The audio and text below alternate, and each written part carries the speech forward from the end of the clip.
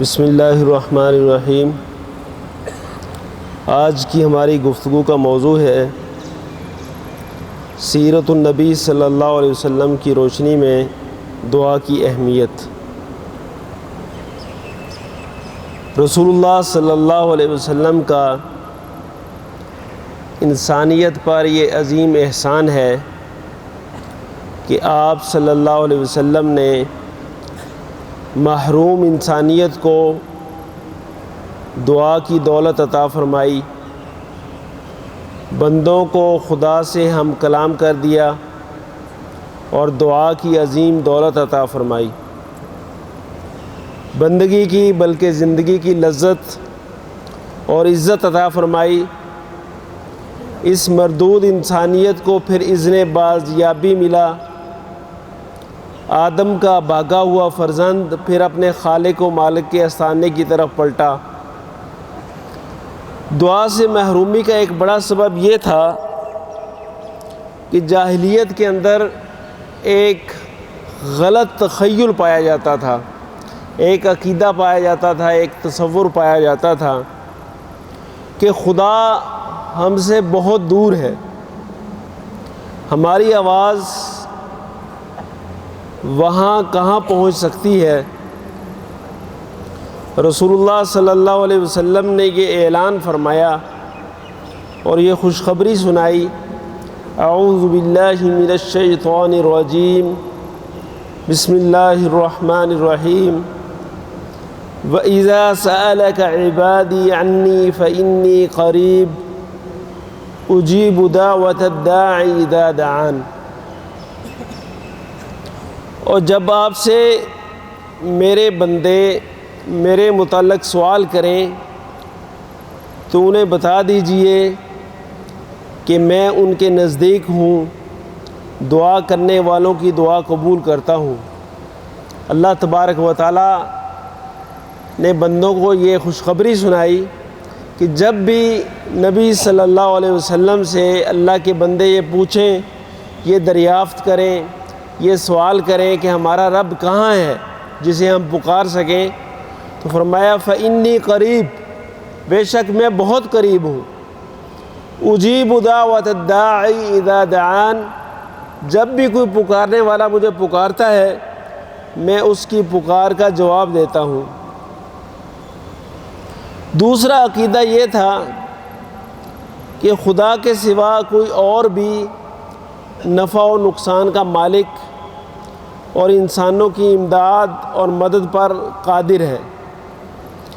اس عقیدے نے دعا و مدد کی حقیقی نافع و زار سے ہٹا کر خیالی معاونوں اور داد رسیوں کی طرف متوجہ کر دیا اور ساری دنیا شرک و بت پرستی کی شکار ہو گئی۔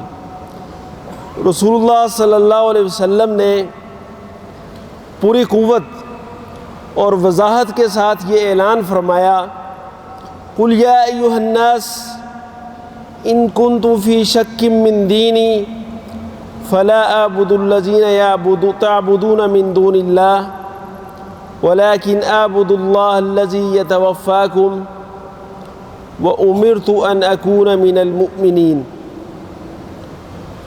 وَأَنْ أَقِمْ وَجْهَكَ لِلدِّينِ حَنِيفًا وَلَا تَكُونَنَّ مِنَ الْمُشْرِكِينَ وَلَا تَدْعُ مِن دُونِ اللَّهِ مَا لَا يَنفَعُكَ وَلَا يَضُرُّكَ فَإِنْ فَعَلْتَ فَإِنَّكَ إِذًا مِنَ الظَّالِمِينَ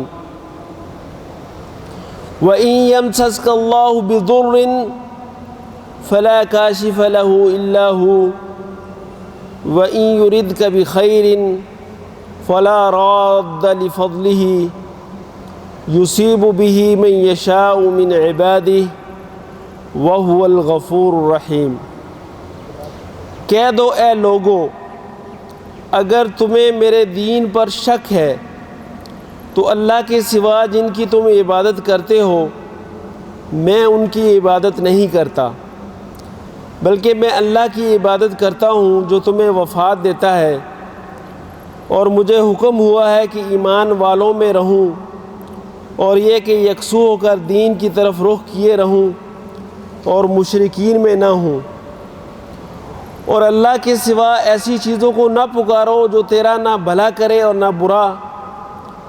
اگر تو نے ایسا کیا تو بے شک ظالموں میں سے ہو جائے گا۔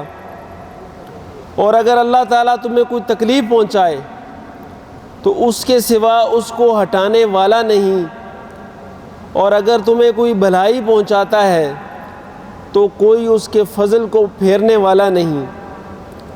اپنے بندوں میں جسے چاہتا ہے اپنا فضل پہنچاتا ہے، اور وہی بخشنے والا مہربان ہے۔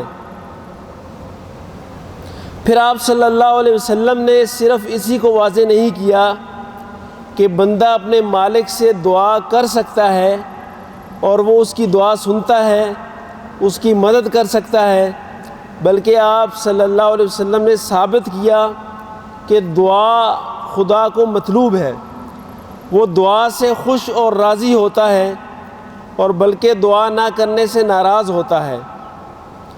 دعا بندگی کا نہایت واضح اور مؤثر مظاہرہ، اور عدم دعا بندگی سے گریز اور تکبر اور سرکشی کی علامت ہے۔ آپ کے اس اعلان نے دعا کا مقام کہیں سے کہیں پہنچا دیا، اور اس کو بندگی کے فعل اضطراری کے درجہ سے اعلیٰ عبادت اور قرب کے مقام تک پہنچا دیا۔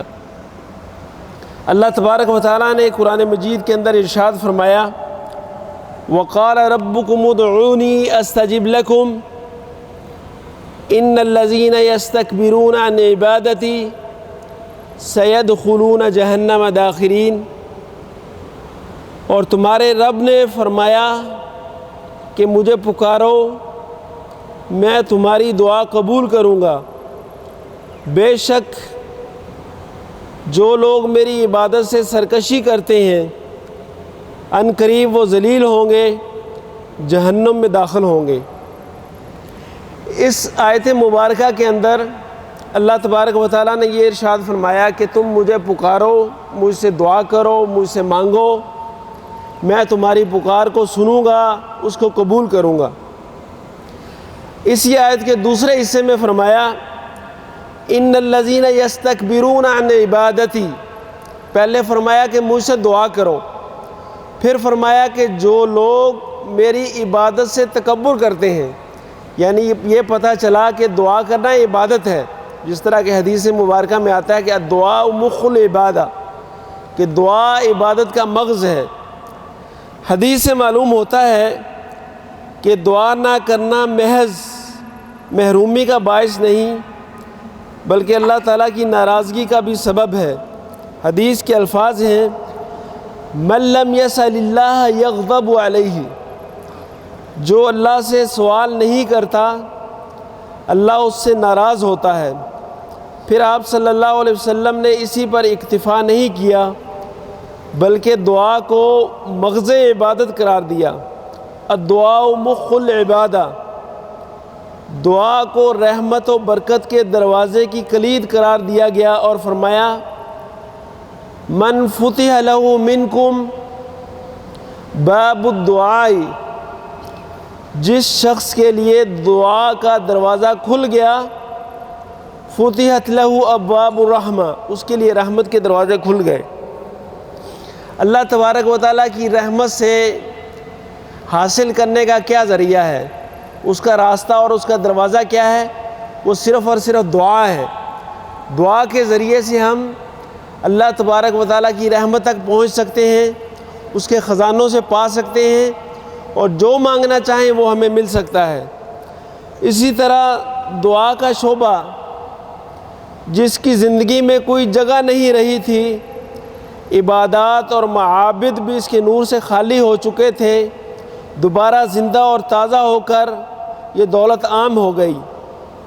پھر جو دعائیں نبی صلی اللہ علیہ وسلم نے اکثر مانگی ہیں، جن کو ادعیہ ماثورہ کہا جاتا ہے، یعنی آپ صلی اللہ علیہ وسلم کی مسنون دعائیں، جو آپ صلی اللہ علیہ وسلم اکثر دعائیں مانگا کرتے تھے، آپ صلی اللہ علیہ وسلم نے ہمیں دعا کرنا بھی سکھایا، اور آپ نے انسانیت کے اس خزانے کو اور دنیا کے ادب کو دعاؤں کی ان جواہرات سے مالا مال کیا، جن کی نظر اپنی آبداری اور درخشانی میں صحف السماوی کے اندر نہیں مل سکتی۔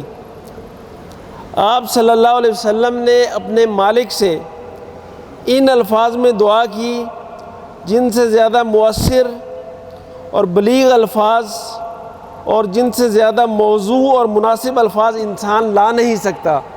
یعنی یہ کسی انسان کے بس کی بات نہیں ہے کہ ان الفاظ کا چناؤ کر سکے، ان الفاظ کا انتخاب کر سکے جن الفاظ کے ساتھ نبی کریم صلی اللہ علیہ وسلم نے اللہ تعالیٰ کو پکارا ہے۔ یہ دعائیں مستقل معجزات اور دلائل نبوت ہیں۔ ان کے الفاظ شہادت دیتے ہیں کہ یہ دعائیں مستقل معجزات اور دلائل نبوت ہیں اور وہ ایک پیغمبر ہی کی زبان سے نکلے ہیں۔ ان دعاؤں کے اندر نبوت کا نور ہے، پیغمبر کا یقین ہے، عبد کامل کا نیاز ہے، محبوب رب العالمین کا اعتماد و ناز ہے، فطرت نبوت کی معصومیت و سادگی ہے، دل دردمند قلب مضطر کی بے تکلفی و بے ساختگی ہے، صاحب غرض و حاجت مند کا اصرار و اضطرار بھی ہے، اور بارگاہ الوہیت کے آداب شناس کی احتیاط بھی، دل کی حاجت اور درد کی کسک بھی ہے، چارہ ساز کی چارہ سازی، دل نوازی کا یقین و سرور بھی ہے، درد کا اظہار بھی ہے۔ یہ دعائیں اپنے روحانی اور معنوی قدر و قیمت کے لحاظ سے اعلیٰ ادبی قدر و قیمت کی حامل ہیں۔ دنیا کے ادبی ذخیرے کے وہ نوادر اور شہپارے ہیں جن کی مثال انسانی لٹریچر میں نہیں مل سکتی۔ بہت سے ناقدین ادب نے نجی خطوط کو اس وجہ سے ادب میں اعلیٰ مقام دیا ہے کہ وہ بے ساختہ اور تکلفات سے دور ہوتے ہیں اور ان میں دلی جذبات کی بے تکلف ترجمانی ہوتی ہے، لیکن ان کو معلوم نہیں کہ ستاروں سے آگے جہاں اور بھی ہیں۔ ادب کی ایک صنف اور بھی ہے جس میں خطوط سے زیادہ بے تکلفی اور بے ساختگی پائی جاتی ہے، جس میں زبان صاحب زبان کے دل کی حقیقی ترجمان بن جاتی ہے۔ جب متکلم داد و تحسین سے بے پرواہ ہوتا ہے، سامعین کی خاطر بات نہیں کرتا بلکہ اپنے دل کے تقاضے سے گویا ہوتا ہے۔ ادب عالی کی یہ صنف دعا و مناجات ہے۔ حدیث و سیرت کے دفتر پر جب ہم نظر ڈالتے ہیں تو وہ دعائیں جو آپ صلی اللہ علیہ وسلم کی بہت زیادہ مقبول ہیں اور جو بہت زیادہ اپنے اندر اثر رکھتی ہیں اور جو اپنا فقر اور احتیاج بیان کرنے کے لیے، دریائے رحمت کو جوش دینے کے لیے اس سے زیادہ مؤثر، اس سے زیادہ دل آویز اور اس سے زیادہ جامع الفاظ ہو نہیں سکتے۔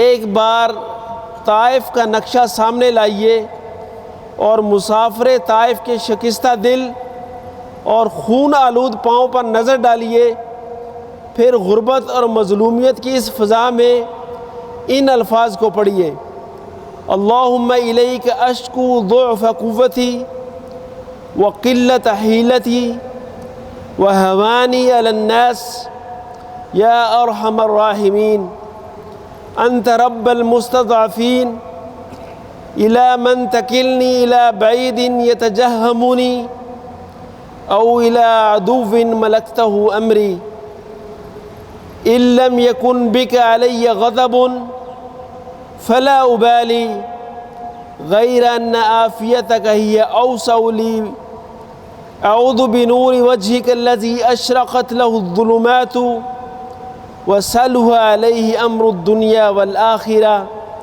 من ان ينزل بی غضبک او یحل علی سخطک لک العتبى حتی ترضى ولا حول ولا قوة الا بک۔ یہ وہ الفاظ ہیں جو آپ صلی اللہ علیہ وسلم نے طائف کے میدان میں جب ان ظالموں نے پتھر مار مار کے آپ صلی اللہ علیہ وسلم کے پاؤں لہولہان کر دیے تھے اور خون جوتوں کے اندر جم گیا تھا، یہاں تک کہ جوتے پاؤں سے جدا نہیں ہو رہے تھے، اس موقع پر آپ صلی اللہ علیہ وسلم نے ان الفاظ کے ساتھ اپنے رب کو پکارا: الہی اپنی کمزوری، بے سر و سامانی اور لوگوں کی تحقیر کی بابت تیرے سامنے فریاد کرتا ہوں۔ اے سب رحم کرنے والوں سے زیادہ رحم کرنے والے، اے میرا مالک تو ہی ہے، مجھے کس کے سپرد کیا جاتا ہے؟ کیا بیگانہ ترش روح کے یا اس دشمن کے جو کام پر قابو رکھتا ہے؟ اگر مجھ پر تیرا غضب نہیں تو مجھے اس کی کچھ پرواہ نہیں، لیکن تیری عافیت میرے لیے زیادہ وسیع ہے۔ میں تیری ذات کے نور کی پناہ چاہتا ہوں، جس سے سب تاریکیاں روشن ہو جاتی ہیں اور دنیا و آخرت کے کام اس سے ٹھیک ہو جاتے ہیں۔ کہ تیرا غضب مجھ پر اترے یا تیری ناراضگی مجھ پر وارد ہو، مجھے تیری ہی رضامندی اور خوشنودی درکار ہے۔ نیکی کرنے یا بدی سے بچنے کی طاقت صرف تجھی سے ملتی ہے۔ یعنی اتنے جامع الفاظ میں آپ صلی اللہ علیہ وسلم نے اپنی حالت کو، اپنی کیفیت کو اور اپنی اس منظر کشی کو بیان کیا ہے کہ اس سے زیادہ جامع الفاظ اور ہو نہیں سکتے۔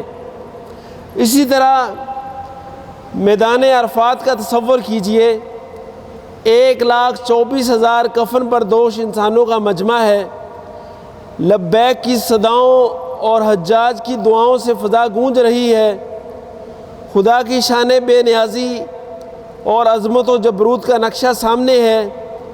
انسانوں کے اس جنگل میں ایک برہنہ سر احرام پوش ایسا بھی ہے جس کے کاندھوں پر ساری انسانیت کا بوجھ ہے، جو ہر دیکھنے والے سے زیادہ خدا کی عظمت و جلال کا مشاہدہ کر رہا ہے اور ہر جاننے والے سے زیادہ انسانوں کی درماندگی، بے حقیقی اور بے بسی سے واقف ہے۔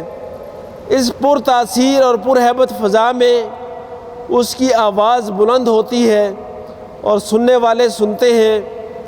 اللہم انک تسمع کلامی وترى مکانی وتعلم سری وعلانیتی لا يخفى عليك شيء من امری وأنا البائس الفقير المستغيث المستجير الوجل المشفق المقر المعترف بذنبه أسألك مسألة المسكين أبتهل إليك جسمه المذنب الذليل وأدعوك دعاء الخائف الضرير، دعاء من خضعت له ركبته وفاضت لك عبرته وذل لك جسمه ورغم لك أنفه، اللهم لا تجعلني بدعائك شقيا وكن لي رؤوفا رحيما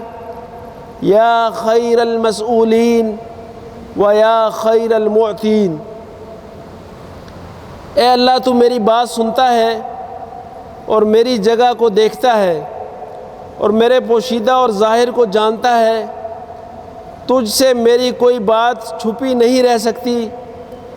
میں مصیبت زدہ ہوں، محتاج ہوں، ہراساں ہوں، فریادی ہوں، پناہ جو ہوں، پریشان ہوں، اپنے گناہوں کا اقرار کرنے والا ہوں۔ تیرے آگے سوال کرتا ہوں جیسے گناہگار ذلیل و خوار گڑ گڑاتا ہے، تو اسے طلب کرتا ہے، اور جیسے وہ شخص طلب کرتا ہے جس کی گردن تیرے سامنے جھکی ہو اور اس کے آنسو بہہ رہے ہوں اور تن بدن سے وہ تیرے آگے فروتنی کیے ہوئے ہو اور اپنی ناک تیرے سامنے رگڑ رہا ہو۔